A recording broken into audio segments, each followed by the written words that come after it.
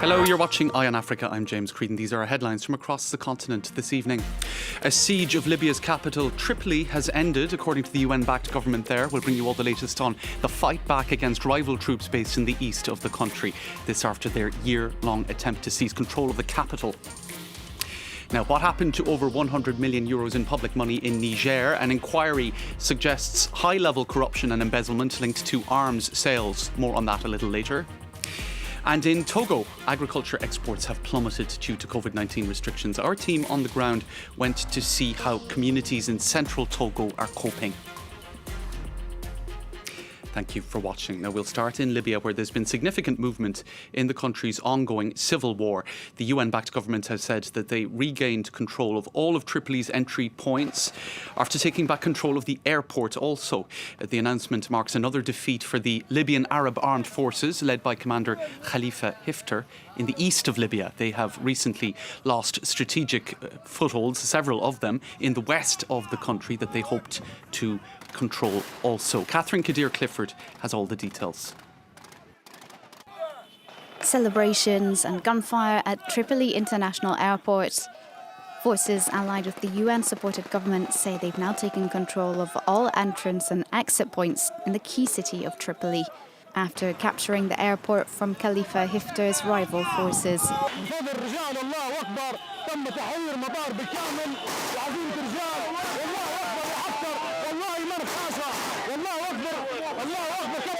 It would mark another defeat for Hifter's east-based Libyan Arab Armed Forces, but analysts warned it was too early to conclude that the fighting over Tripoli was finished. Since 2015, Libya has been divided between two governments, one in the east and one in the west. Hifter's east-based forces launched an offensive in April last year to capture Tripoli from the west-based Government of National Accord. The offensive has had the backing of Russia, France, Egypt and the United Arab Emirates. Its troops had made some gains around the capital in recent months. Meanwhile, on Thursday, Libya's UN-backed Prime Minister Fayez al-Sarraj met with Turkish President Recep Tayyip Erdogan in Ankara. أكدنا لفخامة الرئيس وكما وعدنا شعبنا منذ اليوم الأول أن معركتنا ما زالت مستمرة وأننا عازمون على دحر هذا العدو وفرض سيطرة الدولة على ربوع الوطن والقضاء على كل ما يهدد بناء دولتنا الديمقراطية المدنية الحديثة. Turkey backs the West-based Government of National Accord along with Italy and Qatar. Thursday's events came shortly after the UN announced Libya's warring parties had agreed to resume ceasefire talks after weeks of heavy fighting.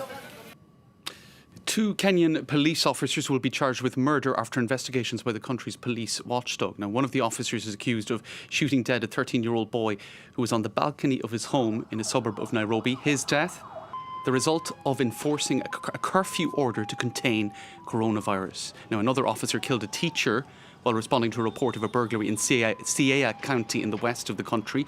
Human rights groups have complained about police brutality and impunity for the officers involved. Now, scores of protesters gathered at the US Embassy in Nairobi to highlight police brutality and express solidarity with US protests over police mistreatment of minorities there.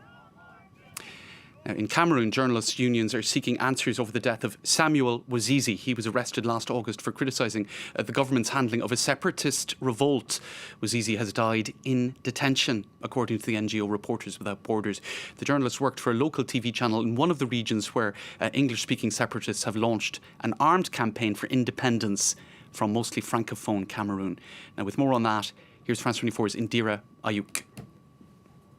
48 hours after news of the death of English-speaking journalist Samuel Aboué, popularly known as Samuel Wazizi, got out, the government of Cameroon is yet to issue an official statement. The news of the death of the journalist was first announced by a popular local TV station in Douala. The Cameroon Association of English-speaking journalists, as well as the Journalist Trade Union in Cameroon, have threatened to stage protests if the government of Cameroon does not provide clarifications with regards to the disappearance of the newsman by the end of Thursday. We demand that the government tell us the place of his death, the day of his death, the circumstances of his death. and that the body be handed over to us or handed over to his family.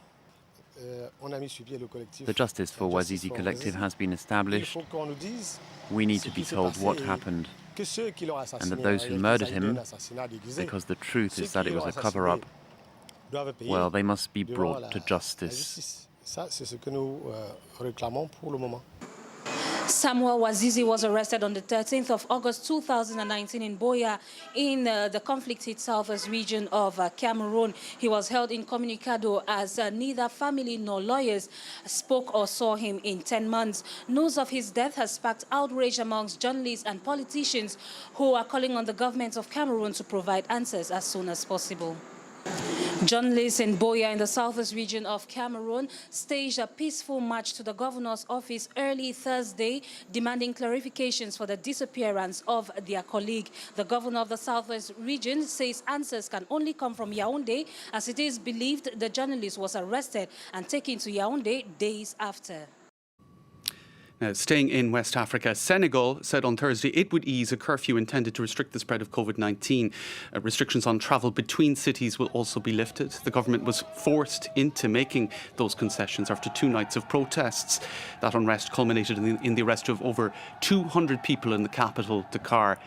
Touba, the country's second city, also saw police vehicles set ablaze in a display of anger over the measures. The Interior Ministry says public and private gatherings will now be allowed to go ahead, and the curfew will be pushed back to an 11 p.m. starting time. Now, the state in Niger is far from being flush with cash, so should 116 million euros be funneled out of state coffers, the impact would be huge. Now, the state prosecutor in Niger is looking at findings from a preliminary inquiry that suggests Defence Ministry officials and private contractors embezzled huge sums of money linked to arms sales. Nicolas Germain has all the details. It's a scandal that has made headlines in Niger for months now. An audit of the nation's arms deals has shown that 116 million euros have disappeared from state coffers. It's all the more shocking that Niger, one of the world's poorest countries, has lost hundreds of soldiers in recent years in the fight against jihadists. A preliminary investigation has ended and will be handed over to the prosecutor. The audit showed the money was lost through inflated costs and military equipment that was not delivered. Quelques personnes qui sont en train de s'enrichir alors que des militaires, des policiers, des gendarmes, etc. meurent sur le terrain, alors que des milliers de gens, n'est-ce pas, sont déplacés, ont vu leur vie complètement détruite. The opposition says the government is responsible for this scandal. Nous avons affaire au plus grand détournement de l'histoire de notre pays. Et ensuite, parce que ces détournements portent sur des sommes énormes. Et enfin, parce qu'ils portent sur un secteur stratégique, puisque vous savez que le Niger est en guerre. But the government rejected the accusations. C'est la première fois au Niger qu'un audit a eu lieu au ministère de la Défense nationale.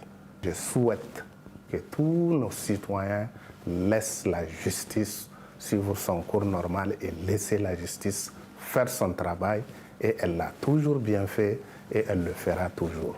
Once the prosecutor has read the preliminary report, he will decide if there is a need for further investigations. To Togo next, where the central region is known as the breadbasket of the country. This is where the nation's crops are produced due to particularly fertile soil. Now, a little over 2 months ago, wholesalers were still flocking here from neighbouring countries to export Togolese produce. But since border closures due to the pandemic, sales have massively plummeted. Now, our correspondents travelled to the region to get a sense of the impact and how people are coping. Let's take a look. In Lassignon, a Togolese village in the country's breadbasket region, the harvest has been good. But since the COVID-19 border closures, customers have disappeared and thousands of farmers have been left with tons of unsold grain.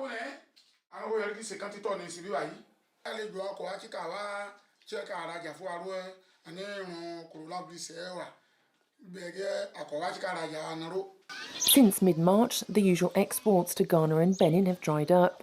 The annual harvest is piling up, unsold, during what should be the busiest and most profitable time of the year. For the country's farmers, it's a first. In the city of Atakpame, the region's largest warehouse is struggling to shift stock. I used to be able to sell up to 100 bags of produce. Now it's hard to even sell 3. The agricultural sector feeds 70% of the Togolese population, most of whom are in the capital city.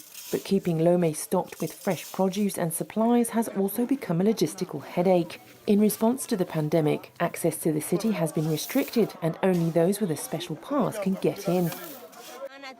Our clients often come from Tivier, Lomé, Ghana and other places, but they don't come anymore because the road is blocked. As commodity prices fall, 80% of the warehouse workers have lost their jobs. Fadumi Anani started a wood-cutting business to get by after recently becoming unemployed.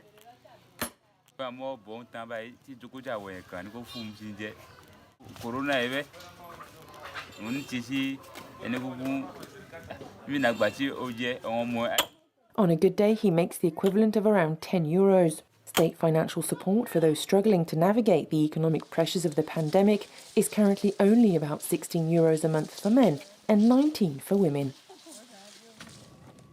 Now, Belgium's colonial past has resurfaced in the city of Ghent. Over 10 million people perished in present-day DR Congo when King Leopold II declared it his personal property. Now, many young Belgians are ashamed of his legacy and that their former king continues to be honoured.